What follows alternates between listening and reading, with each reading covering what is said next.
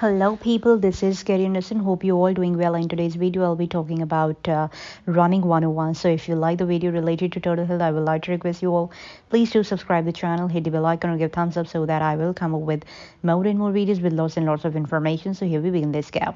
Running 101. For the past 2 years, I have been teaching a class for beginning runners at the University of Oregon.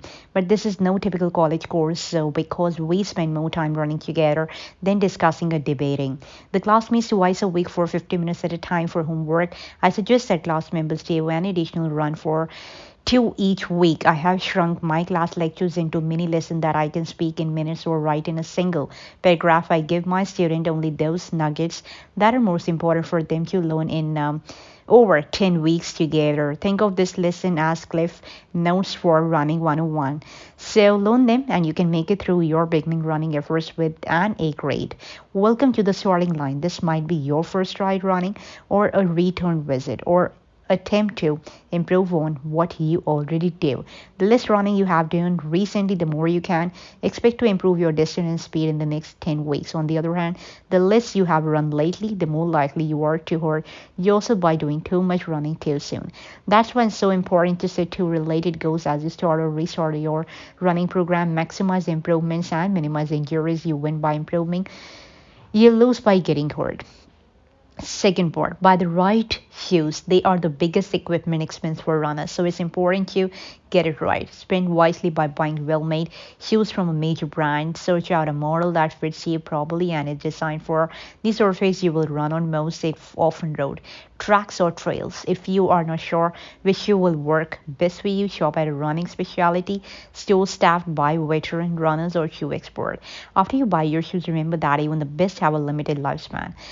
Plan to replace them after about 350 to 500 meals of wear. So, third part, make a plan. The two basic raw materials of a running routine are time and space. And the two main reasons given by those who don't run: I don't have time for it, and I don't have anywhere to do it. Let's dissect those excuses. You can run well and get in great shape with as little as a 30-minute session every other day. Think of it as a time you won't waste by watching a sitcom rerun. As for finding place to run, anywhere that's safe for walking is also fine for running. Off-road routes, park, bike path, high school track are better than high traffic street, and soft surfaces, grass, dirt, are better than paved ones. But any choice is better than staying home. Major suggestion: map out the best courses in your immediate neighborhood. That saves time, solves the place issue, and make it much more likely that you will actually do your planned runs. Fourth part, take the mile trial. Friends who hear that you have begun running will soon ask what's your best mile time. You might as well as get used to it. Before long, you will be calculating your pace per mile on longer runs, but you should begin with a simple 1 mile test run for laps on a standard track to determine your starting point. Think of this run as a low-key test, not a race. Run at a pace of little beyond easy, but less than a struggle, and count on improving your mile time in later tests as your fitness improves. Get Fit Kenneth Cooper MD, a giant in the fitness field long ago, devised a simple formula for improving as a runner. Run 2 to 3 miles 3 to 5 days a week at a comfortable pace. It's easier to remember as a fit formula: frequency at least every other day, intensity, comfortable pace, and time about 30 minutes. Even with walking breaks, you can cover 2 miles in 30 minutes and you might soon be running 3 miles in that time. It's important to run these efforts at an easy, comfortable pace. Think of yourself as a tortoise, not the hare. Make haste slowly. Sixth part, find your pace. Okay, so I have told you to make it comfortable. Sounds simple. The problem is that most beginning numbers don't know what a comfortable pace feels like, so they push too hard. Result, they get overly fatigued and discouraged or even injured. Here are some more guidelines. A comfortable pace is 1 to 2 minutes per mile, slower than your mile trial time, or you can use a heart rate monitor and run at 65 to 75% of your maximum heart rate. Max heart rate is 205 minus half your age, or my favorite because it's so simple. Listen to your breathing. If you are not gasping for air and you can talk while you are running, your pace is just right. Seventh part, remember to warm up and cool down. Don't confuse a little stretching with a good warm-up. Stretching exercise generally don't make you sweat or raise your heart rate. which is what you really want from a warm up. A proper warm up begins with walking or running very slowly to ease your body into the session. Don't hesitate to walk. Walk is not a four letter word for runners.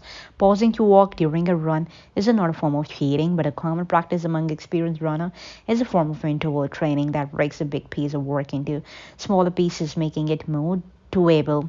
Mix running and walking in these ways when you are starting to run for the first time to regain fitness after a long layoff, injury, or illness, to warm up before a run, and to cool down afterward, to make you fast running faster, which is a classic use of interval training to make long run longer and to make easy runs easier. You'll find that walk break works best when you walk for at least 1 minute, but no longer than 5 minutes. 9 part. Run safely at all times. The biggest threat you will face as a runner on the road by far is the milk car. Traffic zip past you at just about a yard away. A moment attention lapse from either you or the driver can bring disaster, and you will be the one to suffer, not the well protected driver. Use pain as your guide. Runners get hurt. Of course, we really hurt ourselves as seriously as skiers and linebackers, but injuries do happen. So most our musculoskeletal means that we recover rapidly when we take days off or other appropriate action like ice treatment, and most are self-inflicted. We bring them on by running too far, too fast, too soon, or too often. Prevention is often as simple as a change of routine. Use pain as your guide if you can't run steadily without pain. Mix walking and running. If you can't walk or run, simply walk. If you can't walk, bicycle. If you can't bike, swim. As you recover, climb back up this fitness ladder. 11 part. Pay attention to your form. Running form is as individual as a fingerprint and is you inborn to change very much. But with practice, you can make minor modification to become more efficient runner. Run tall and upright, not with a pronounced forward lean. Look toward the horizon, not at your feet. Run faster by increasing your stride turnover, not by overreaching with each stride on uphills. Shorting your stride and drive mode with the arms. Try to maintain even effort, not pace. When running downhill, let gravity work for you by leaning slightly forward. So that's all about the fitness in this video. I hope you all liked it. For everyone, I prepared a small presentation that we'll be going to share in the description box below. You can check it out from there. So before signing off, I would like to request you all, please do like, share, subscribe this video with loved ones so that they will get to know better. So this is Kerry Anderson signing off. We will definitely meet in the next video with my other content. Till then, God bless you. Bye-bye and take care.